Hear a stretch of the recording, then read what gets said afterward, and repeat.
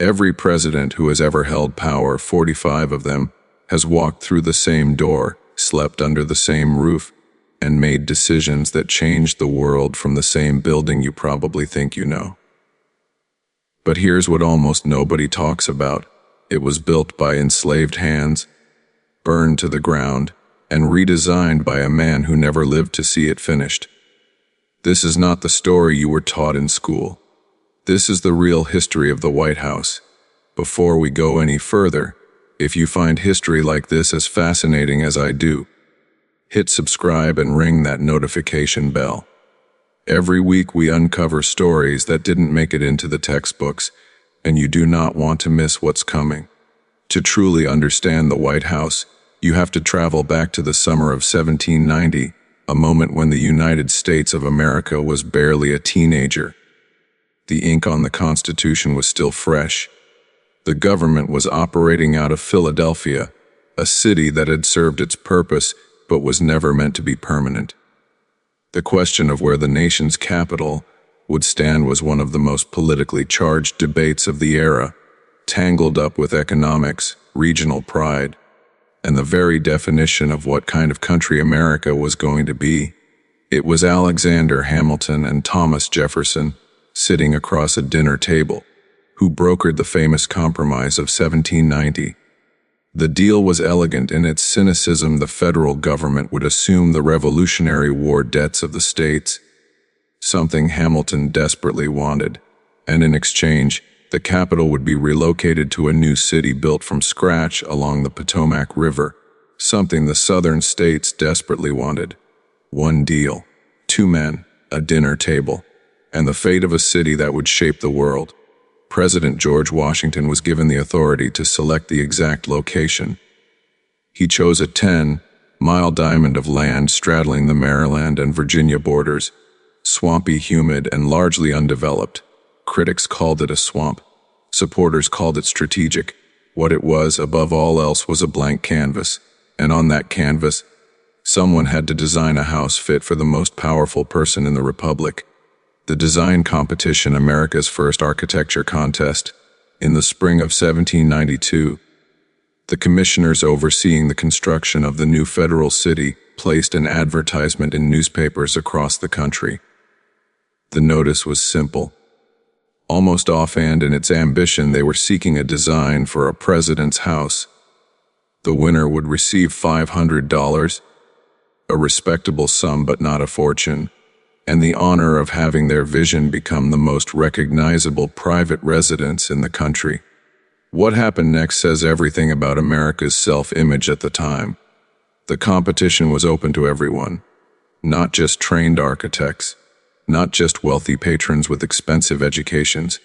Anyone, farmers, merchants, dreamers, self-taught builders, anyone who could put pen to paper and submit a plan. It was democracy applied to architecture. The idea that a great nation's symbolic home should emerge from an open, meritocratic contest rather than a royal appointment was itself a radical revolutionary act. 16 designs were submitted. Most were competent but uninspired. One submission, numbered entry number 13, came from a man who gave only his initials AZ. Historians have long suspected that AZ was none other than Thomas Jefferson, who had a deep passion for architecture and submitted the design anonymously, perhaps out of modesty, perhaps to avoid the appearance of impropriety given his political position.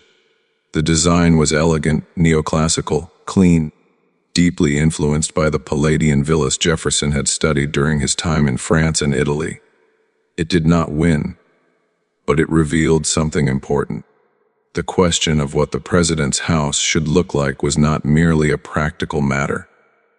It was a philosophical one. The winner was an Irish-born architect named James Hoban.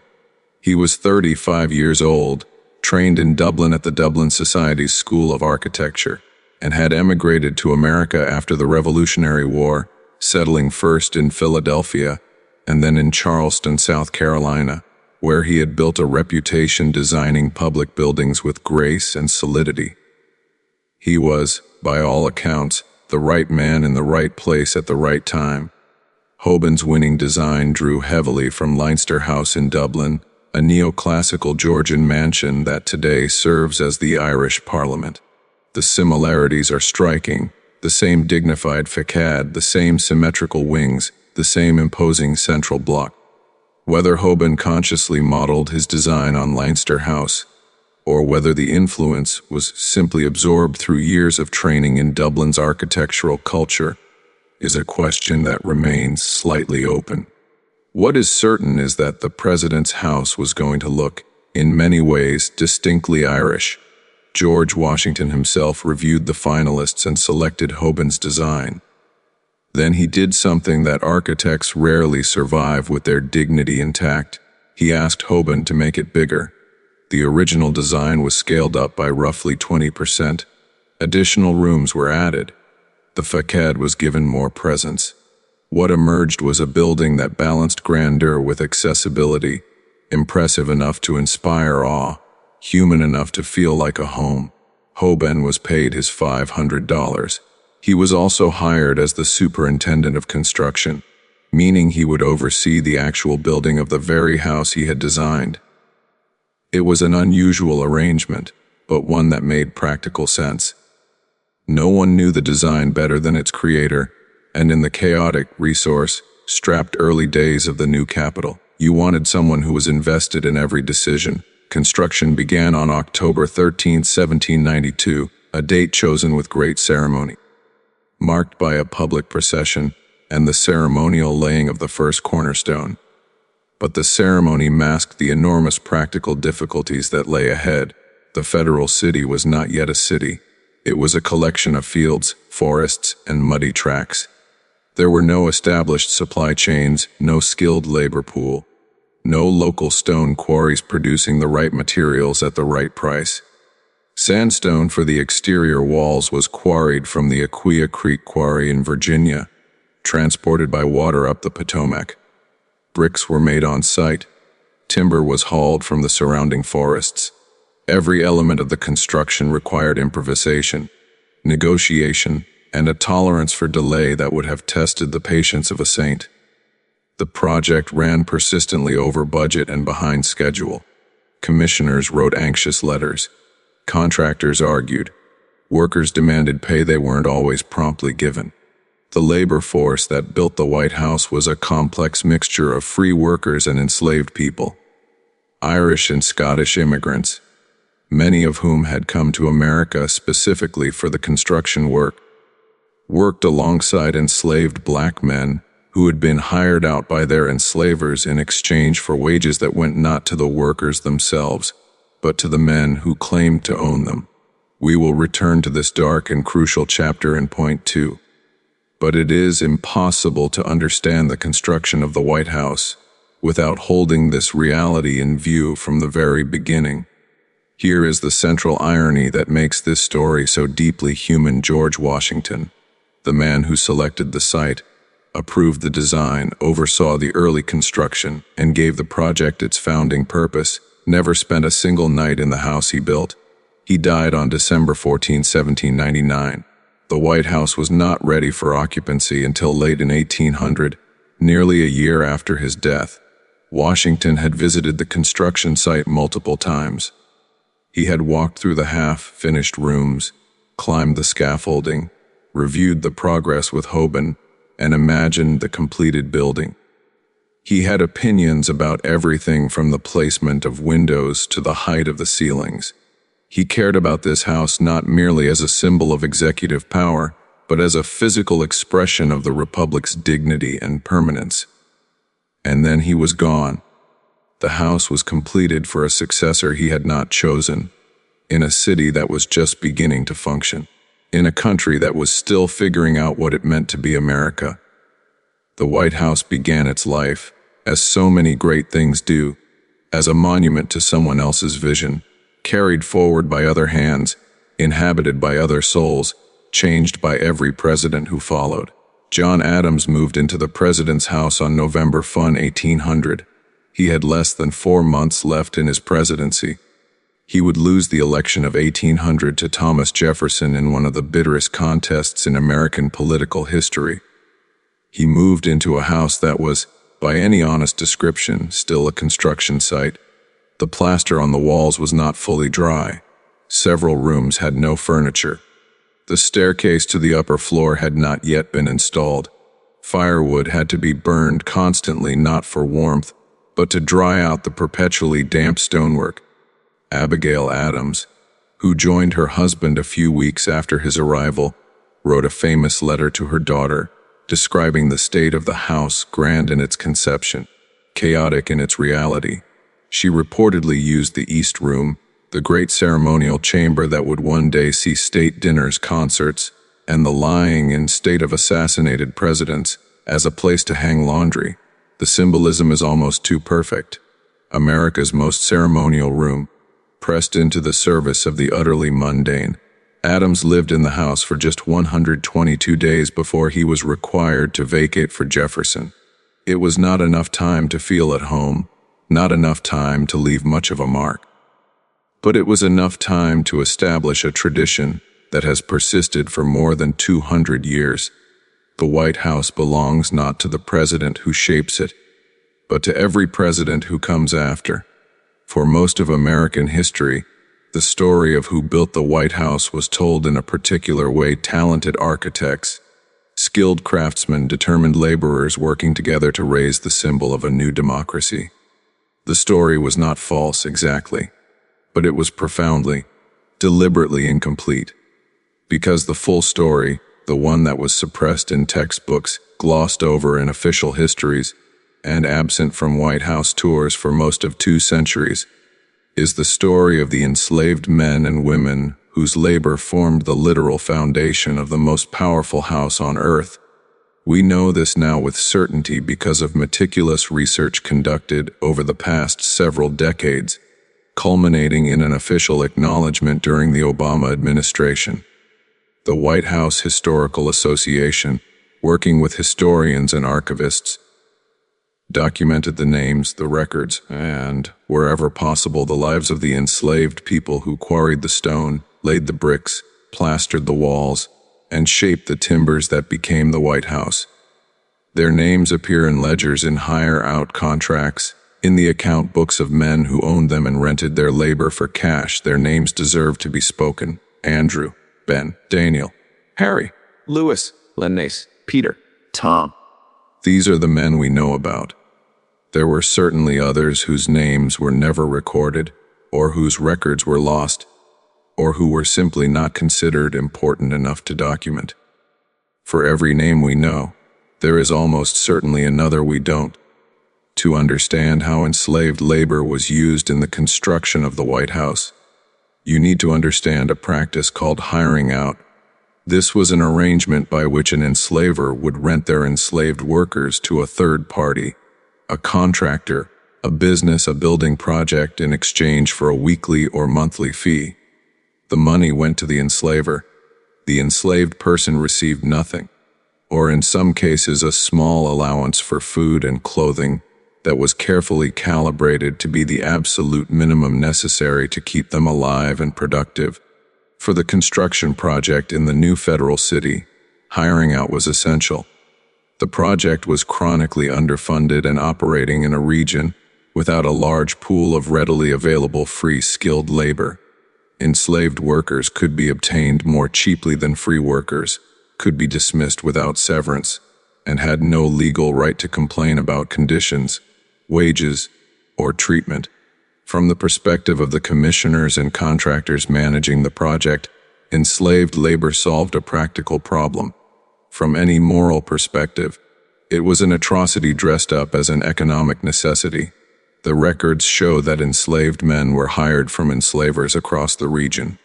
Some came from Virginia, some from Maryland. They arrived at the construction site owned by men whose names are preserved in the same account books that recorded the hire fees. Men like Thomas Donohoe, who hired out an enslaved man named Tom. Men whose fortunes were literally built on the labor they extracted from human beings they had reduced to property. The work was physically grueling and genuinely dangerous. The sandstone for the White House's exterior walls was quarried at Aquia Creek in Stafford County, Virginia, a site roughly 40 miles south of the federal city. Enslaved men worked in the quarries, cutting the stone from the earth with picks and chisels, loading it onto flat-bottomed boats, and shipping it up the Potomac River to the construction site. This was back-breaking work in all seasons, scorching in summer, bitterly cold in winter, always demanding total physical exertion.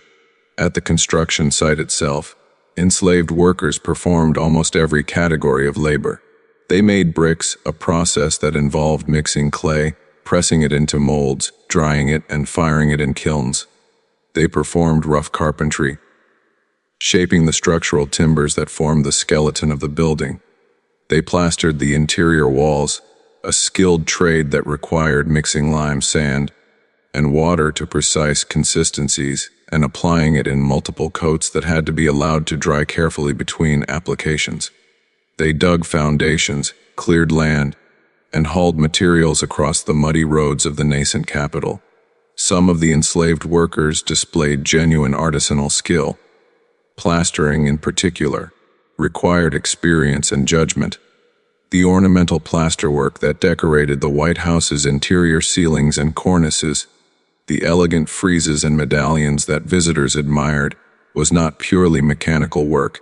It required an eye for proportion, a steady hand, and the ability to work quickly with materials that set and hardened on their own schedule. The men who did this work were skilled. They were also enslaved. The combination is a profound indictment of a society that recognized talent only when it could be exploited. We know relatively little about the daily lives of the enslaved workers on the White House construction site, but we know enough to understand that conditions were harsh. The workers were housed in temporary shelters, wooden huts and tents, clustered near the construction site. The federal city in the 1790s was not yet a functioning urban environment. There were no established neighborhoods, no markets, no infrastructure of the kind that a large community of workers requires. The men who built the White House lived in conditions that were, by any measure, squalid. Disease was a constant threat. The swampy land around the Potomac was a breeding ground for malaria, carrying mosquitoes. Summer outbreaks of illness regularly disrupted the construction schedule as workers fell sick and were unable to labor. We do not have precise records of how many enslaved workers died during the construction of the White House. Their deaths, like their lives, were considered secondary to the needs of the project. When a free worker died, there was typically a record, often a notice in a local paper. When an enslaved person died, the record, if any existed, was likely a financial notation in an enslaver's ledger, the loss of property. And yet they kept working. They had no choice. The legal and social structures of American slavery gave them none. But within those brutal constraints, they built something. Something that endured. Something that has lasted for more than 200 years. Something that every president has inhabited, and that every American recognizes as a symbol of their country. They built it without consent, without compensation, without the dignity that their labor deserved. That is a fact that should sit uncomfortably with everyone who looks at the White House and feels proud. For most of American history, the role of enslaved labor in building the White House was not a topic of public discussion. It was not mentioned in school curricula. It was not featured in White House tours. Official histories of the building focused on the architects, the commissioners, the presidents, the men whose names were already in the history books. The men whose names appeared only in ledgers as line items were invisible. The first serious public reckoning came slowly. Academic historians had been documenting the evidence for decades, but it took the election of Barack Obama, the first black president, to bring the issue into mainstream consciousness. The symbolism was impossible to ignore. A black man and his family living in a house built by enslaved black people. Obama himself addressed it directly, with characteristic clarity and without sentimentality. It was true, he acknowledged. It was shameful. And it was part of America's story. In 2016, Michelle Obama, speaking at the Democratic National Convention, said the words that would be quoted millions of times, I wake up every morning in a house that was built by slaves. The reaction was instructive. Some people were moved. Some were surprised, genuinely unaware of this history. Some pushed back, disputing the characterization or its implications. But the words had been spoken clearly and publicly, from one of the most prominent platforms in American political life. The silence was broken. Since then, the White House Historical Association has continued and expanded its documentation of enslaved labor. A research project specifically focused on the president's house slaves has produced detailed scholarship on the individuals involved, their lives, their enslavers, and the records that document their work. It is not enough, it can never be entirely enough, but it is the beginning of an honest accounting. You might reasonably ask, why does it matter who built the White House 200 years ago? The building still stands. The president still inhabit it. History has moved on. Why dwell on this? The answer is not merely about guilt or blame. It's about accuracy. It's about the completeness of the national story. A country that tells itself only the flattering version of its history is a country that does not truly know itself. The White House is the most visible symbol of American democracy and power. If that symbol was built in part on the back of human slavery, and it was, then that fact is not an asterisk to the story. It is part of the story. To leave it out is not just historically inaccurate, it is a form of ongoing dishonesty.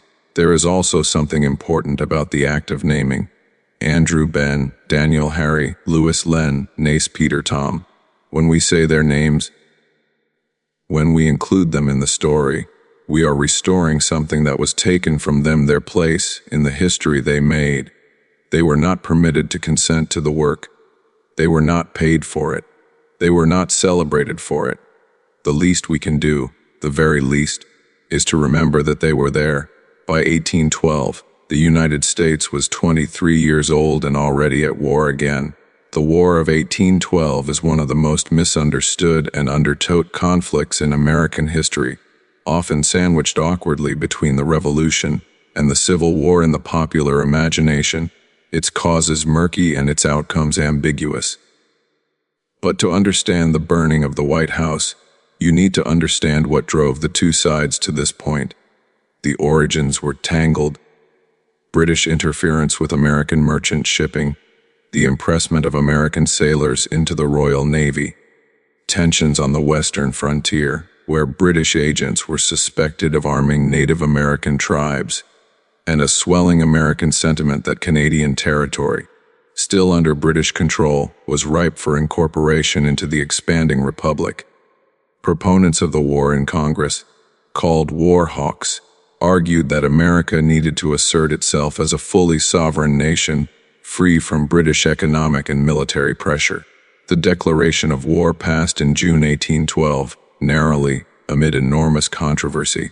What followed was 2 years of mixed results: American victories on the Great Lakes, embarrassing defeats on land, and a British strategy that gradually shifted from a defensive posture to a punishing offensive.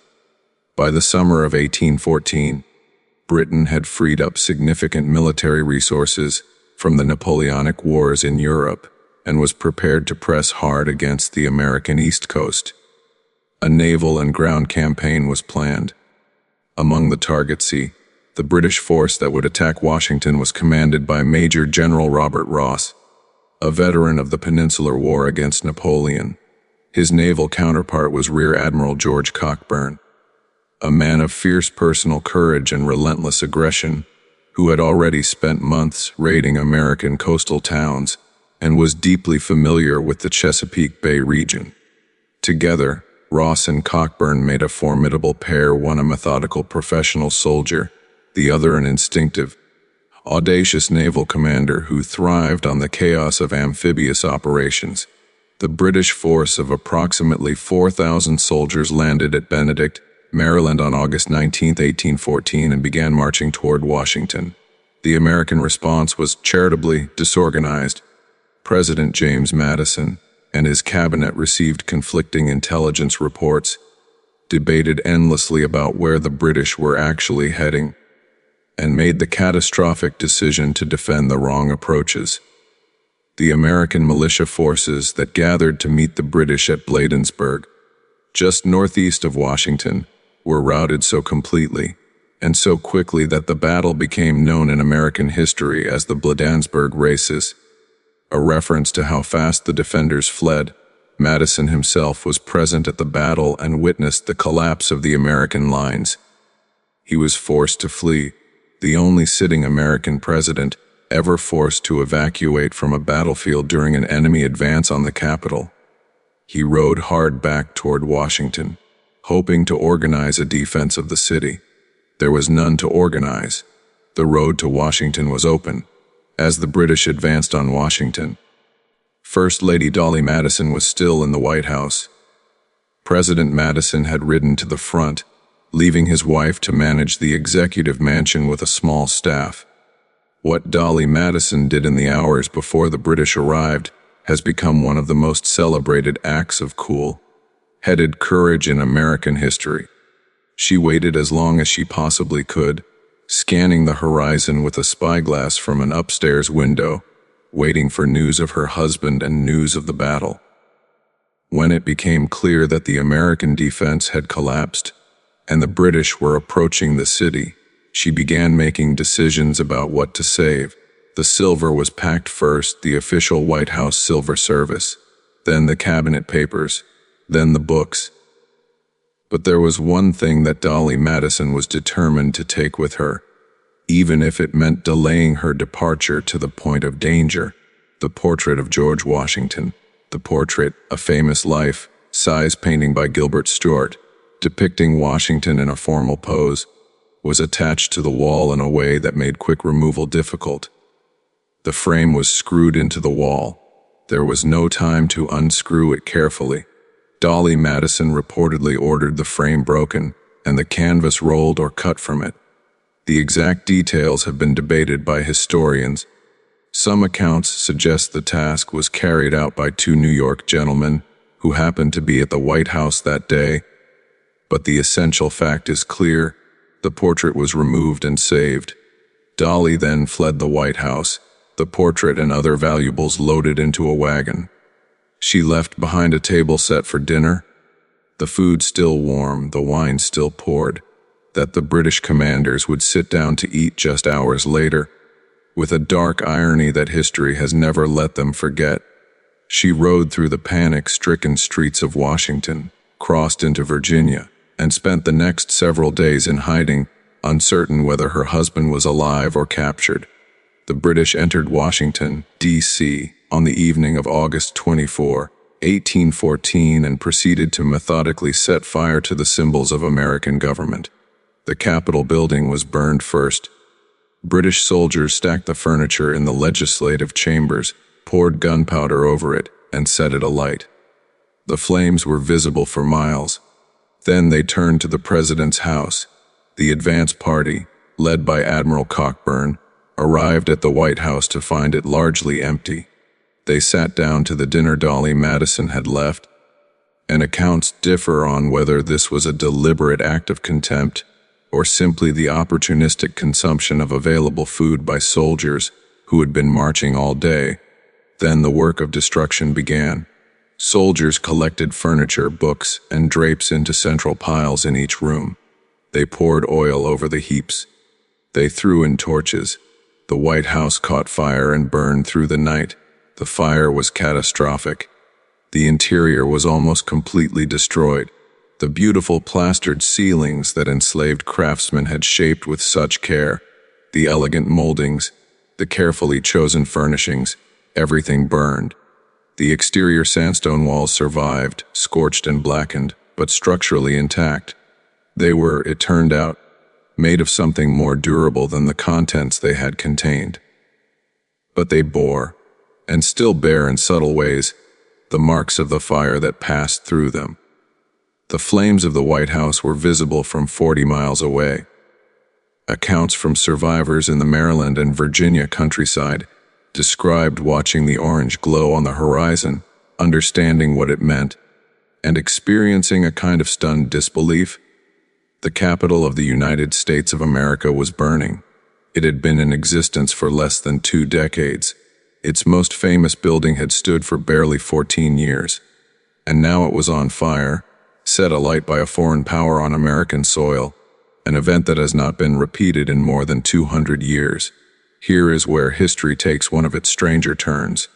On the morning of August 25, 1814, as the British occupied Washington and continued their work of destruction, a massive storm rolled over the city.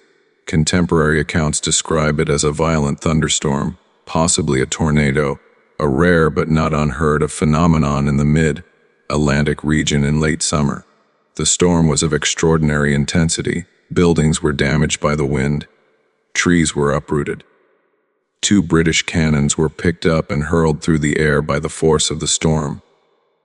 Multiple British soldiers were killed, crushed by falling structures, struck by lightning, or overcome by the terrifying chaos of the storm. The fires that had been set across Washington were largely extinguished by the torrential rain. The British, shaken and suffering casualties, withdrew from Washington more quickly than they had originally planned. In the popular mythology that grew up around this event, and it grew quickly, the storm was seen as providential. God, or nature, or some higher force, had intervened to save the American capital from complete destruction. James Madison certainly leaned into this interpretation in his public communications. The truth, as always, is more prosaic. Storms happen. This one happened to happen at the exact right moment to check the British advance and limit the damage to Washington. But the providential narrative was irresistible, and it survived. The rebuilding of the White House was undertaken immediately. James Hoban, the original architect, still very much alive and active, was brought back to oversee the reconstruction. The work took until 1817, just in time for President James Monroe to move in. The exterior walls, which had survived the fire, were cleaned and repainted. The interior was rebuilt from scratch, drawing on Hoban's original plans, but incorporating updates and improvements where the original design had been found wanting. The reconstruction was not merely a matter of repair. It was also a statement. The burning of Washington had been a humiliation, but it had not broken the Republic.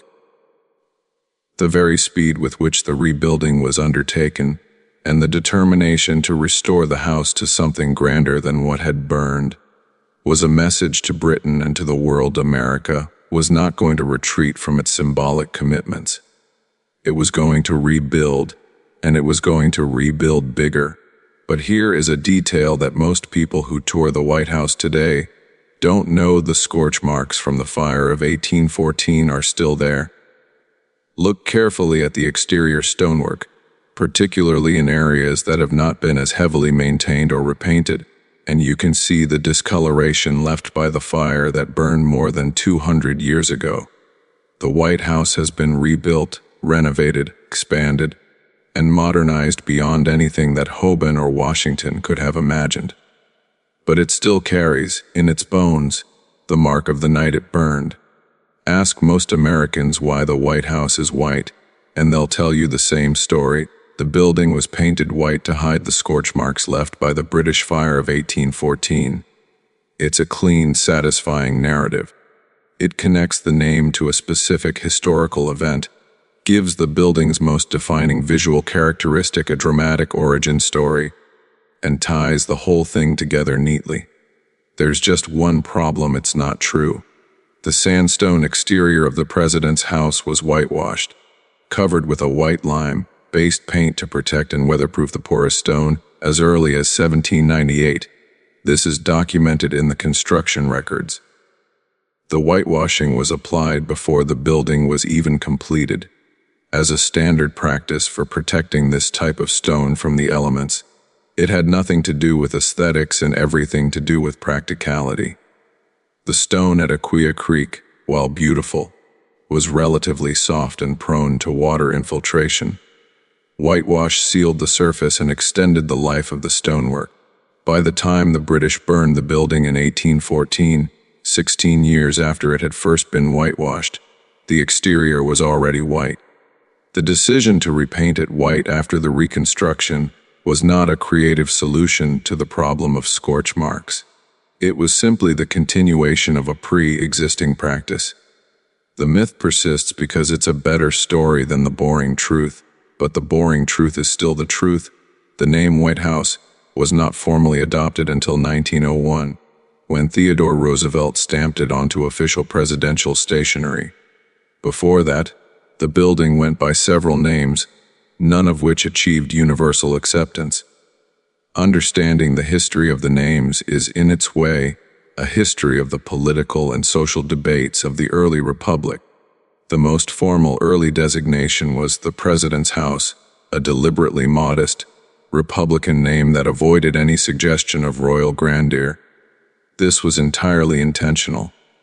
The framers of the Constitution were deeply aware of the way that symbols shaped political culture, and they were at pains to avoid anything that smacked of monarchy.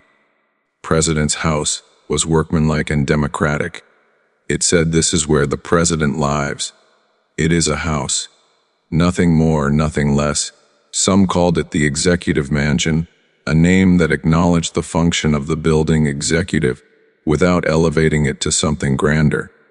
This name had a certain bureaucratic dignity to it, and was used in official correspondence for much of the 19th century. The term mansion itself had not yet acquired its modern connotations of excessive wealth. It was simply a large, formal house. Thomas Jefferson, with his characteristic flair for provocative ideas, suggested calling it the President's Palace.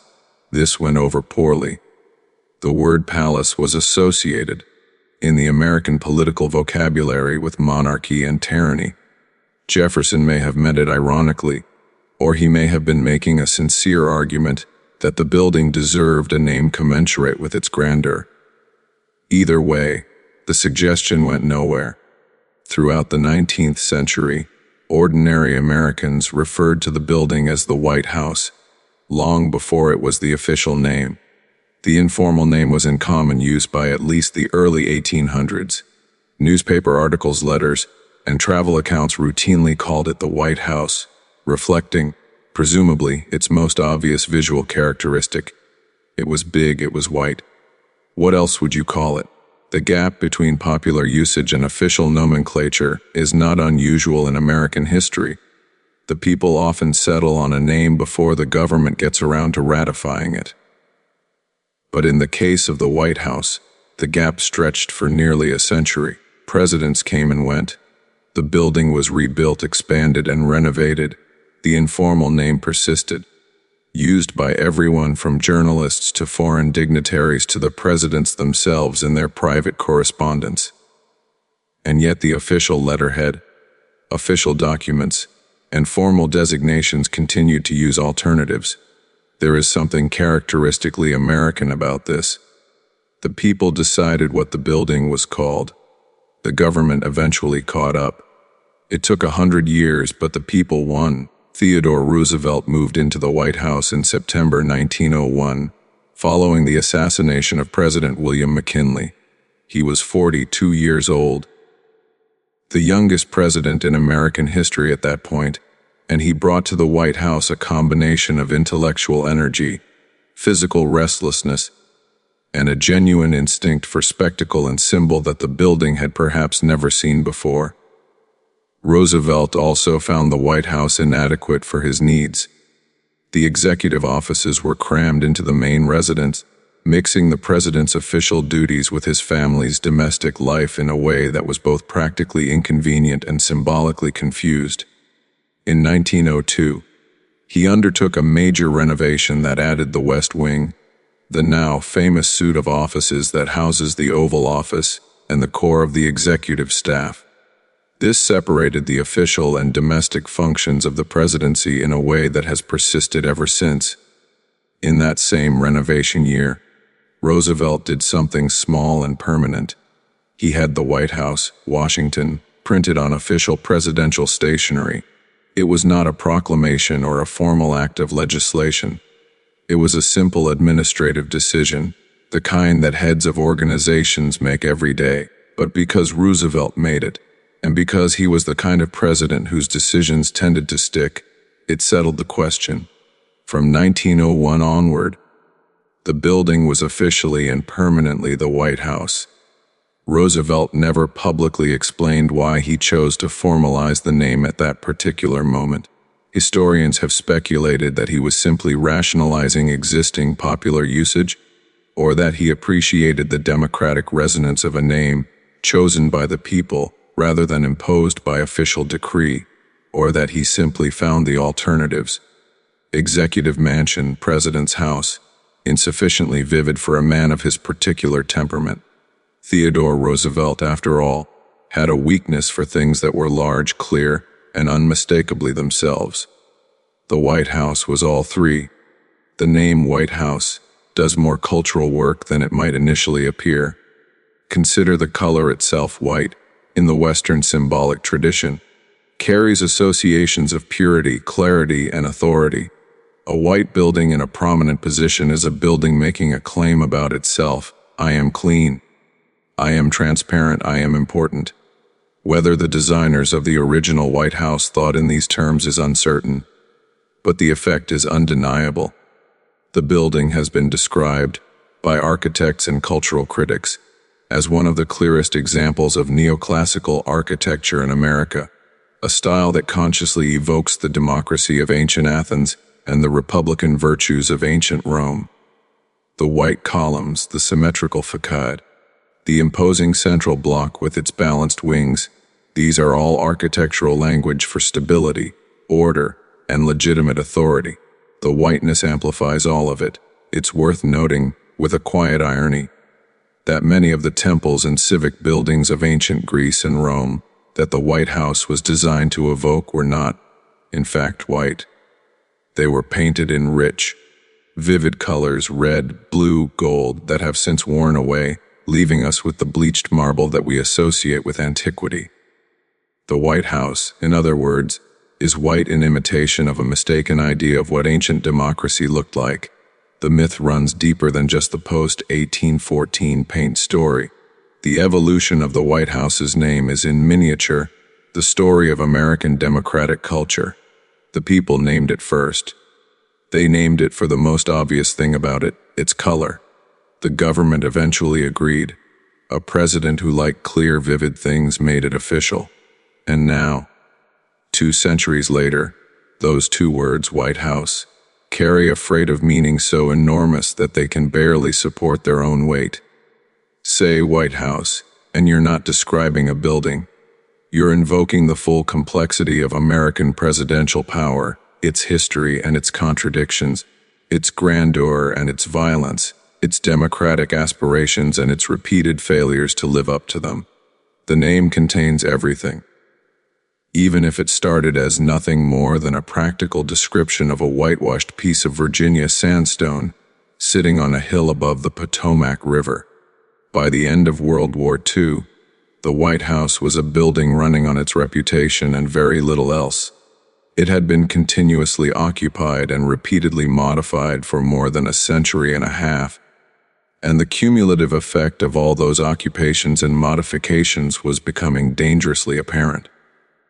Plumbing had been added without proper planning.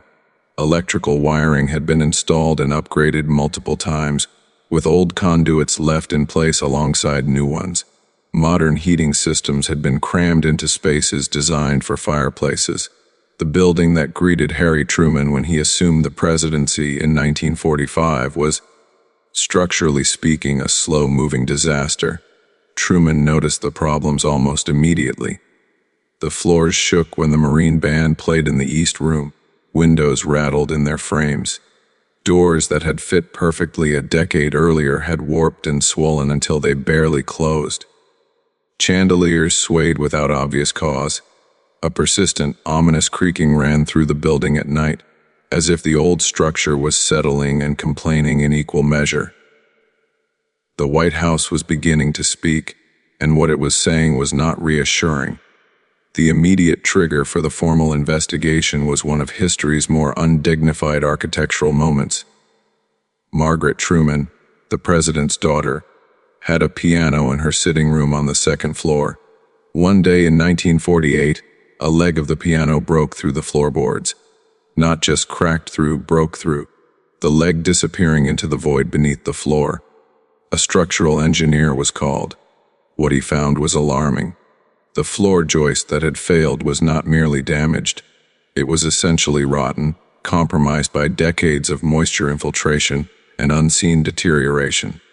The piano incident opened the door to a comprehensive structural survey that nobody had wanted to commission because nobody had wanted to face what it might find.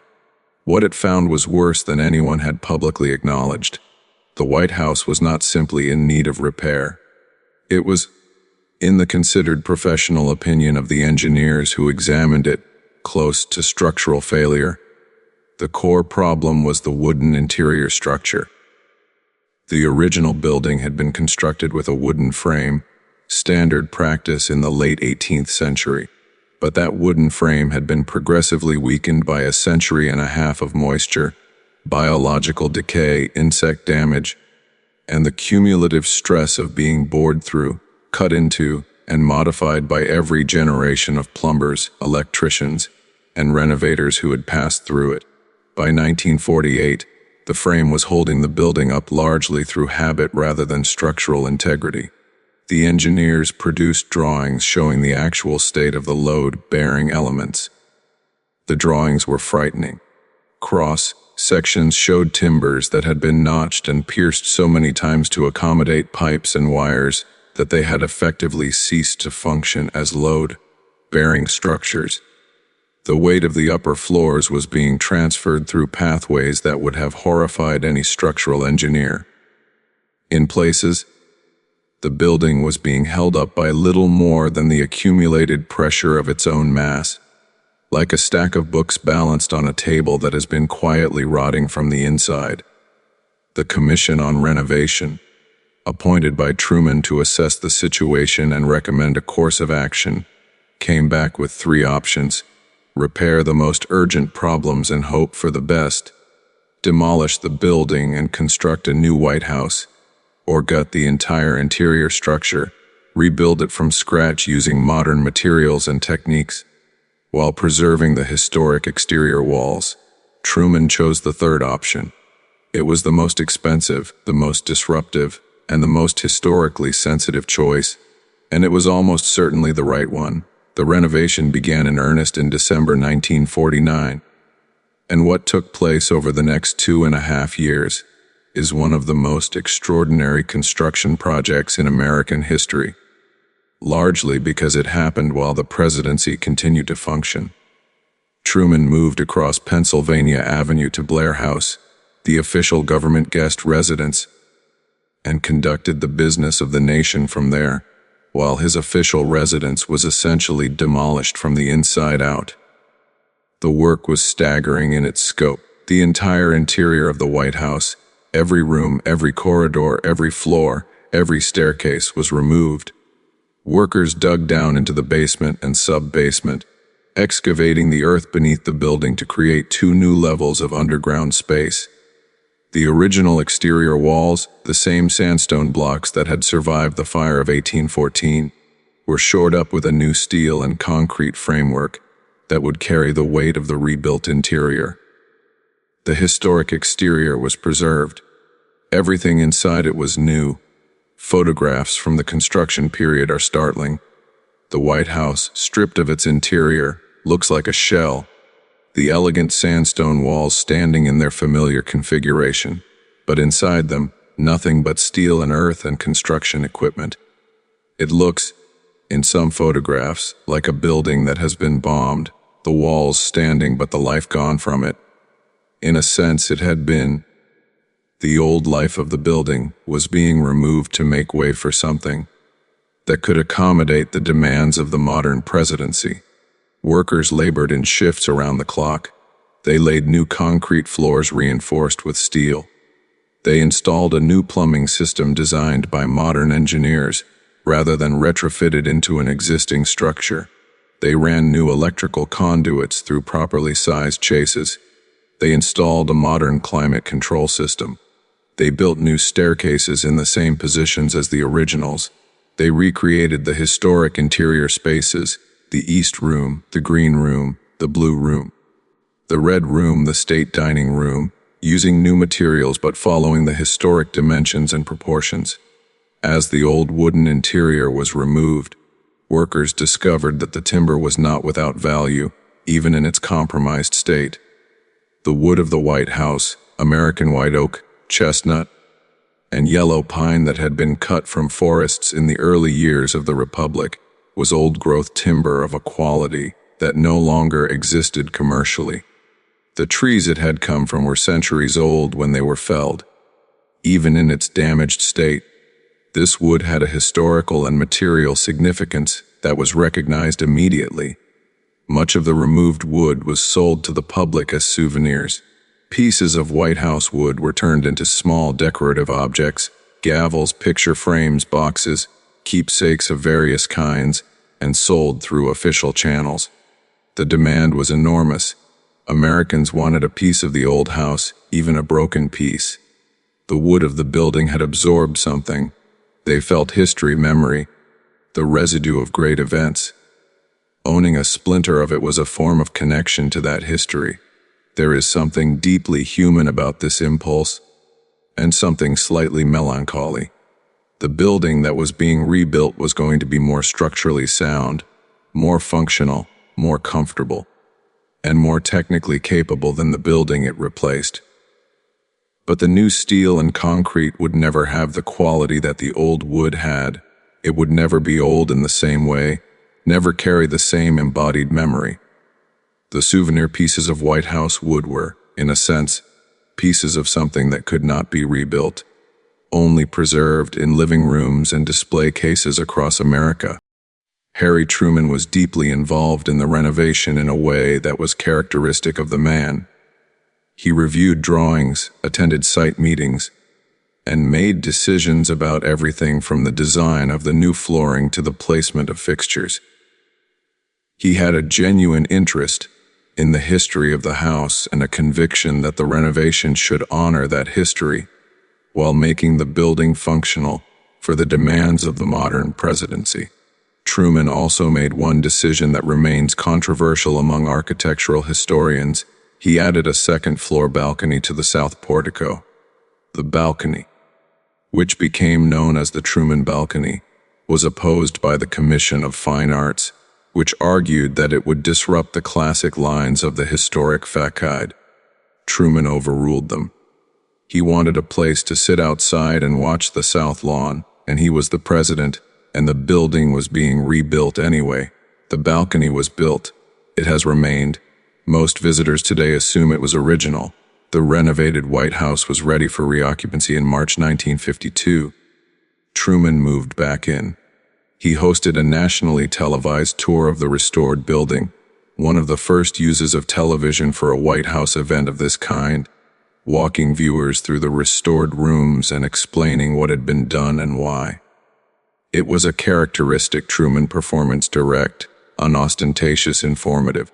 He was proud of the work. He had reason to be. The building that emerged from the renovation was sounder, safer, and more capable of serving as the working center of the American executive than anything that had existed before. When most people think of the White House, they think of the public rooms, the Oval Office with its historic resolute desk, the East Room where state dinners are held and presidents occasionally play piano, the Rose Garden where press conferences and ceremonies take place in the open air. These are the rooms that appear in news footage and film, the rooms that foreign leaders visit on state occasions, the rooms that represent the public face of the executive branch. But the White House that most people know is a small fraction of the actual building. The full complex, including the West Wing, the East Wing, the OEO, the connected underground facilities, and the various outbuildings on the grounds, is an enormous, complex installation that functions more like a small government campus than a residential building. Understanding what the White House actually contains requires letting go of the tidy image of a gracious historic mansion and replacing it with something considerably more complex. The numbers give a sense of the scale. The main residence has 132 rooms and 35 bathrooms. There are 6 floors, 4 above ground and 2 below. There are 8 staircases and 3 elevators. The kitchen can serve 140 dinner guests and up to 1,000 at a reception. There is a tennis court, a basketball court, a jogging track, a putting green, a swimming pool, a movie theater, a bowling alley, a flower shop, and a dentist's office. There is a situation room, actually a suite of rooms in the basement of the West Wing, that serves as the nerve center of national security decision-making. And beneath all of it, there is a bunker, the Presidential Emergency Operations Center, known by its initials, the POC pronounced a P, is one of the most significant and least publicly discussed components of the White House complex. It is a hardened facility located beneath the east wing of the White House, designed to allow the president and key members of the executive branch to continue functioning as a government under conditions of extreme duress, nuclear attack, terrorist strike, catastrophic natural disaster, or any other event that renders the surface of Washington uninhabitable or unsafe. The POC has its origins in the Cold War, when the prospect of a Soviet nuclear first strike against Washington required a serious plan for continuity of government. The first versions of the facility were relatively basic by modern standards, reinforced rooms that offered protection against blast and radiation, communications equipment that could survive an electromagnetic pulse, air filtration systems that could keep the air breathable in a contaminated environment. Over the decades, the facility has been upgraded and expanded multiple times, with each upgrade reflecting the evolving threat landscape and the advancing state of relevant technology. The POC entered public consciousness, or at least came as close to public consciousness as such a classified facility can, on September 11, 2001. As the attacks unfolded and the scale of the threat became clear, Vice President Dick Cheney was escorted from his office by Secret Service agents and taken to the POC. He spent hours there as the crisis developed, in communication with President Bush, who was in Florida and then airborne on Air Force One, and with the military commanders managing the response. The detail about Cheney in the bunker became one of the most reported facts of the post-9/11 period, giving millions of Americans their first concrete awareness that such a facility existed beneath the building they had always assumed was just a house. Beneath the White House and its surrounding grounds, there is an extensive system of tunnels connecting the various buildings and facilities of the complex. The exact extent and configuration of these tunnels is classified, and the government has provided only limited official information about them. What is publicly known suggests a network that extends to the OEOB, to the Treasury building next door, and, in some accounts, to additional points in the surrounding area that would allow rapid evacuation of key personnel under emergency conditions. The tunnels have been used on multiple occasions. In 1994, when a light aircraft crashed onto the South Lawn in a suicide attempt, the Secret Service moved members of the Clinton family through the tunnel system as a precaution. In the days following September 11, when additional attacks on Washington were considered possible, the tunnels provided a way to move personnel between buildings without exposure to the street. During periods of civil unrest near the White House, including the protests of summer 2020, the tunnels provided an alternative to surface movement for staff and security personnel. The tunnel system is one of many ways in which the White House is not what it appears from the street. The elegant Georgian mansion on Pennsylvania Avenue is the public face of an installation that extends below ground, behind closed walls, and through carefully controlled spaces that no member of the public ever sees. It is in a sense a stage set, or at least a facade, behind which an enormous complex, highly secured operational infrastructure functions around the clock. Of the 132 rooms in the main White House residence, only a small number are ever shown in public tours or depicted in media coverage. The private family quarters on the second and third floors are almost never photographed or described in detail. Each first family has the right to redecorate these spaces as they see fit, and most exercise that right substantially. Yet very little of what they do is ever seen by the public. There is a beauty salon. There is a small clinic staffed by military doctors and nurses who provide around-the-clock medical care for the president and, when needed, the first family and their staff. There is a pastry kitchen separate from the main kitchen, dedicated entirely to the production of elaborate desserts and confections for state events. There is a broadcast facility capable of hosting live television transmissions from within the White House. There is a wartime situation room that is distinct from the regular situation room, designed for use during catastrophic emergencies when normal communications have failed. The flower shop is one of the more charming aspects of the building's infrastructure. The White House maintains a full-time florist who manages the elaborate floral arrangements that appear in public rooms, at state dinners, and throughout the residence. The floral budget is substantial and the arrangements are changed regularly, sometimes daily in high-traffic public areas. The flower shop itself, located in the ground floor of the residence, is a working professional operation that would be entirely at home in any major hotel or event venue. It just happens to be located in the most famous house in the world. The Oval Office is perhaps the most famous room in the world, and yet most people's mental image of it is surprisingly incomplete. The room is genuinely oval. Its shape is not a camera trick or an architectural affectation, but a functional design choice rooted in the building's history. When the West Wing was designed in 1902 and rebuilt in 1934, the oval shape was chosen because it allowed the president to see everyone in the room without any single person being placed at an advantage by position. Every president since FDR has redecorated the Oval Office, and the choices are carefully watched by historians and political commentators as signals of presidential character and priorities. The color of the rug, the specific paintings on the walls, the arrangement of furniture, the busts and objects on the credenza, all of it is chosen deliberately, often in consultation with curators from the White House Historical Association and the National Archives. The Oval Office is, in this sense, a kind of three-dimensional portrait of the president who inhabits it.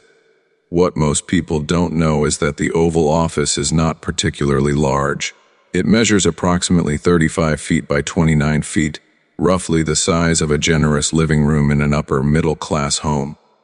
Its proportions are good and its furnishings are carefully scaled, but there is no magic of size at work.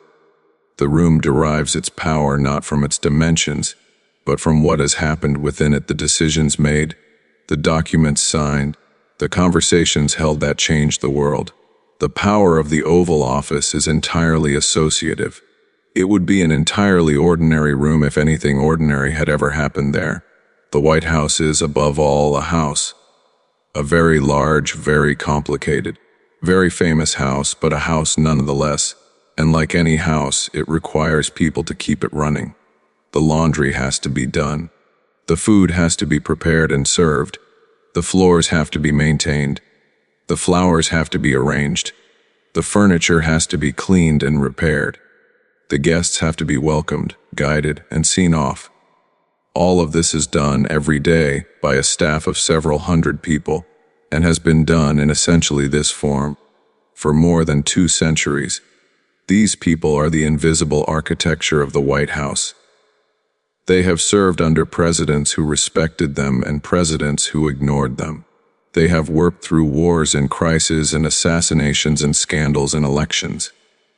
They have witnessed history's most private moments, the arguments, the tears, the late-night phone calls, the quiet walks through the halls by presidents unable to sleep.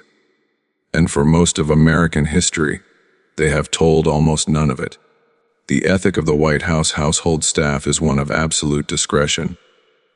This is not merely a professional preference but a cultural code, enforced by tradition and by the awareness that the people they serve are among the most powerful and scrutinized individuals on earth. A butler who tells stories, a housekeeper who talks to reporters, a cook who shares what they overheard. These people betray something more than a professional confidence. They betray a relationship, a trust, that in many cases has been built over years or even decades of service. Alonzo Fields came to the White House in 1931 as a butler and stayed for 21 years, serving under Herbert Hoover, Franklin Roosevelt, Harry Truman, and Dwight Eisenhower. He had been born in Lyle Station, Indiana in 1900, the son of a family that had been part of an African-American community founded by freed slaves in the 1840s. He came to Washington looking for work and found a position at 1600 Pennsylvania Avenue that would define the next 2 decades of his life. Fields served through the Great Depression, through World War II, through Truman's near-catastrophic renovation, and into the early Cold War years. He was present at state dinners for foreign kings and prime ministers. He served food at the conferences where the shape of the post-war world was negotiated. He watched presidents age in office, watched them receive news of disasters, watched them celebrate victories and endure defeats.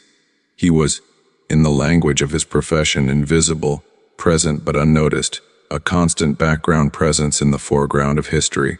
After he retired in 1953, Fields wrote a memoir, My 21 Years in the White House, that remains one of the most valuable first-person accounts of the inner life of the building ever published. The memoir is careful and discreet, but it is filled with vivid detail, the texture of daily life in the residence, the personalities of the presidents he served, the rhythms of the household through crisis and calm. Fields writes with genuine affection for the institution, and with a clear-eyed understanding of his own unusual position in it, a black man, the son of freed slaves' descendants, serving in the most powerful house in a country still deeply riven by racial inequality. If Alonzo Fields' career was remarkable, Eugene Allen's was extraordinary. Allen began working at the White House in 1952 as a pantryman and rose through the ranks over 34 years, ultimately becoming the maitre, the head of the White House domestic staff. He served under 8 presidents: Truman, Eisenhower, Kennedy, Johnson, Nixon, Ford, Carter, and Reagan. He was present at the inaugural dinners of multiple administrations. He helped manage the White House in the days following the Kennedy assassination. He served at state dinners for some of the most consequential foreign leaders of the 20th century. Allen's story became widely known after his death in 2010, when journalist Will Haygood wrote a Washington Post profile of him that became the basis for the 2013 film Lee Daniels' The Butler. The attention that followed revealed something important about Allen. His career had not merely paralleled the major events of American history. It had, in small but significant ways, intersected with them. He had been in the room or near the room for many of the defining moments of the second half of the 20th century. What is most striking about Allen's account of his years at the White House is not the famous people or the great events. It is the ordinariness of the daily work, the careful pressing of napkins, the precise placement of silverware, the quiet navigation of the moods and preferences of successive first families. Allen approached his work with a craftsman's pride and a servant's discretion. He did not see himself as a witness to history, exactly. He saw himself as someone who had been given the privilege of serving at the highest level, and who had tried to do that work as well as it could be done. Most people are unaware that the White House has, since 1849, been run on a day-to-day operational basis, not by a presidential assistant or a government administrator, but by a person with the title of chief usher. This is, despite its modest-sounding name, one of the most demanding management positions in Washington. The chief usher is responsible for the entire domestic operation of the White House residence, the household budget, the hiring and supervision of the domestic staff, the scheduling and logistics of all official and private events in the residence, and the physical management of the building itself. Every new administration brings a new president and a new first family with different preferences, different habits, different expectations, and different ideas about how they want to live in the White House. The chief usher's job is to translate those preferences into operational reality, while maintaining the standards of a house that is simultaneously a national monument, a working executive residence, and a global symbol. It requires the skills of a hotel general manager, the discretion of a diplomat, the organizational capability of a military logistics officer, and the flexibility of someone who has learned to expect the unexpected. The chief usher also serves as the institutional memory of the residence. Presidents come and go every 4 or 8 years. The chief usher may serve for decades. Gary Walters, who served as chief usher from 1986 to 2007, spanned the administrations of Reagan, Bush, Clinton, and George W. Bush. In each transition, he briefed the incoming first family on the operational realities of their new home, helped them understand the traditions and customs of the house, and managed the logistical complexity of moving out one family and moving in another, usually in a window of just a few hours on Inauguration Day. The White House kitchen is, by any measure, one of the most demanding professional kitchens in the world. It is required to produce food of the highest quality, in large quantities on very short notice, for guests who include the most prominent people on earth, some of whom have security requirements, dietary restrictions, and cultural preferences that make every menu a minor diplomatic negotiation. The executive chef, a position that has been held by some of the most talented culinary professionals in America, is responsible for everything from daily family meals to state dinners for 140 guests. The history of White House cooking is, in its way, a history of American food culture. Early presidents ate largely what their local region and season provided. Thomas Jefferson, a sophisticated eater who had lived in France, introduced macaroni and ice cream to White House entertaining. Abraham Lincoln ate very simply. His preferred meal was apparently a glass of milk and some crackers, but his household was required to entertain constantly in the midst of the Civil War. Kennedy's administration brought French haute cuisine to the White House through the influence of Jacqueline Kennedy, who hired René Verdun as the first executive chef and transformed the standard of White House dining. More recently, the White House kitchen has become a site for statements about American agricultural and food policy. Michelle Obama's kitchen garden, established on the South Lawn in 2009, supplied fresh vegetables and herbs to the White House kitchen, and became a symbol of the administration's focus on healthy eating and food access. The garden has been maintained, with minor modifications by subsequent administrations, becoming one of the few first family initiatives to survive the transition from one administration to another.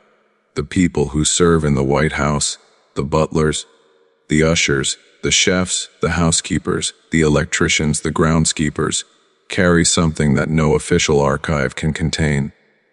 They carry the texture of life in the building, what the families were actually like behind closed doors, what the presidents actually said when they were not performing for history, what the house smelled like and sounded like in the hours before dawn, when most of the world was asleep and the president was awake and walking the halls. This knowledge is, by and large, not transmitted publicly. The code of discretion that governs the domestic staff of the White House is largely self-enforced, rooted in professionalism and in a genuine appreciation of the privilege of the position.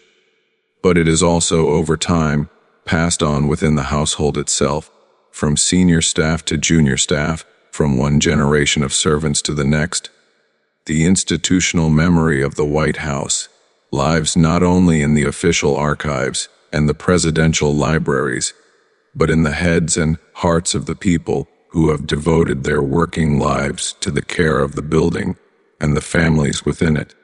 There is a peculiar kind of symbol, one that carries within itself not just the aspirations of the people it represents, but also their contradictions, their failures, their most uncomfortable truths.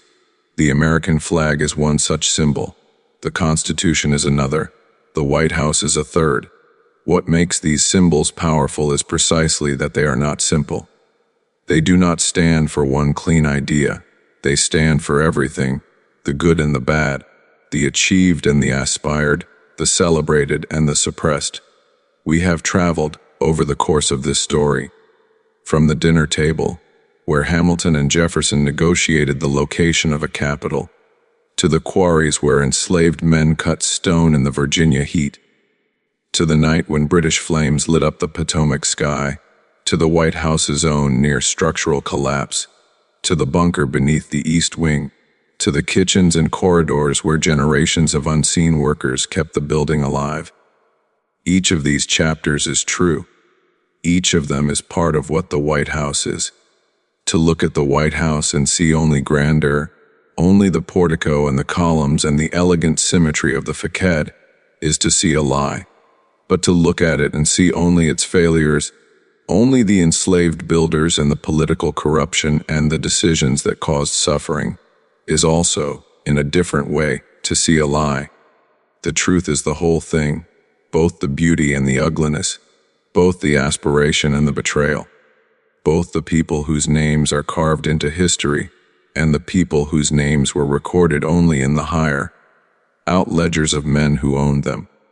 One of the most interesting things about the White House as a physical object is that it changes with every administration, and those changes tell a story about the character, priorities, and historical moment of the presidents who made them. This is not merely a matter of redecorating. It is a matter of identity, of each president making their mark on the building, and through the building, on the symbolic fabric of the country. Thomas Jefferson, the third president, redesigned the grounds and added the colonnaded wings on either side of the main house. He also installed the first indoor water closets, practical improvements that reflected both his scientific temperament and his belief that democratic governance should be conducted in comfort and dignity.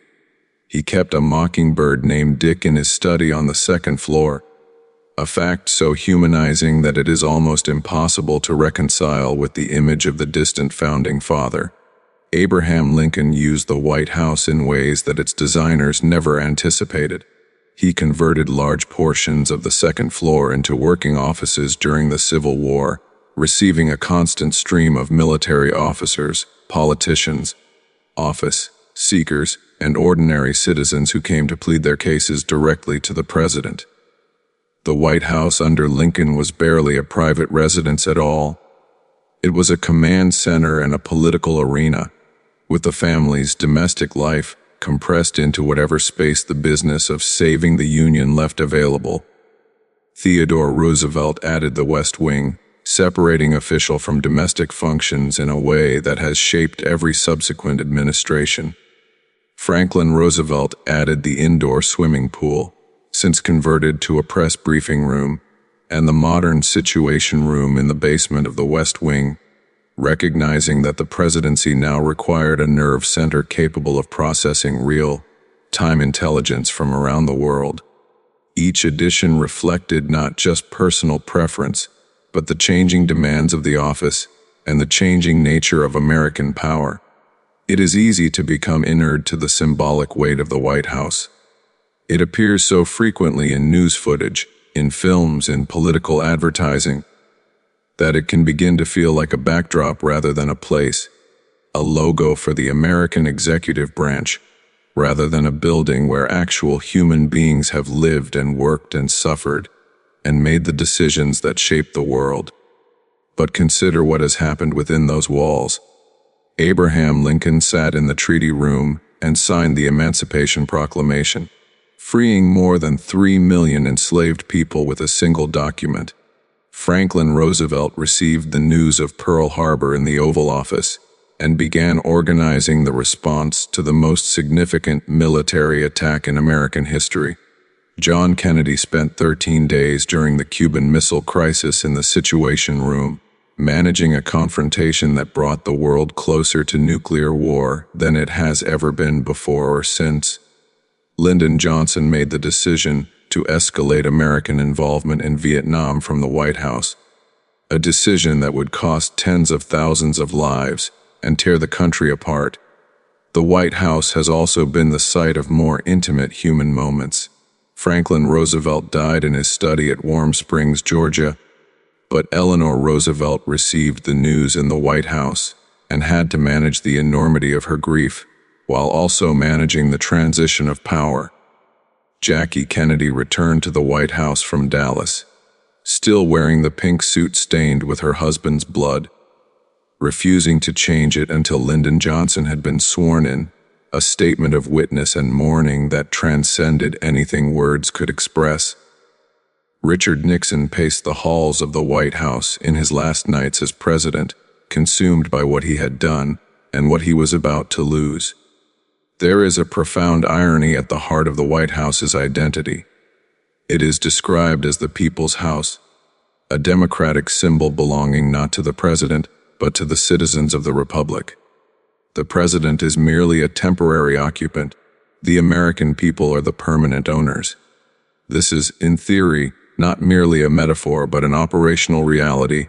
The White House is technically public property, funded by taxpayer dollars, administered by the government on behalf of the people, and yet almost nobody ever gets inside it. The public tours that were a feature of White House life for most of the 19th century, when ordinary citizens could simply show up and request an audience with the president or walk through the ground floor on designated days, have been progressively restricted as the security requirements of the modern presidency have grown more demanding. Today, visiting the White House requires advanced scheduling, security clearance, and a formal invitation or a connection to a member of Congress who can arrange a tour. The building that belongs to everyone is accessible to almost no one. This paradox, the people's house that the people cannot enter, captures something essential about the nature of American democratic symbolism. The ideals are real. The aspiration toward a government that is transparent, accountable, and genuinely of the people is a genuine aspiration, not merely a rhetorical posture. But the gap between the ideal and the reality is also real. The White House is a symbol of democratic government precisely because it embodies both the aspiration and the gap, both what America is trying to be and how far it still has to go.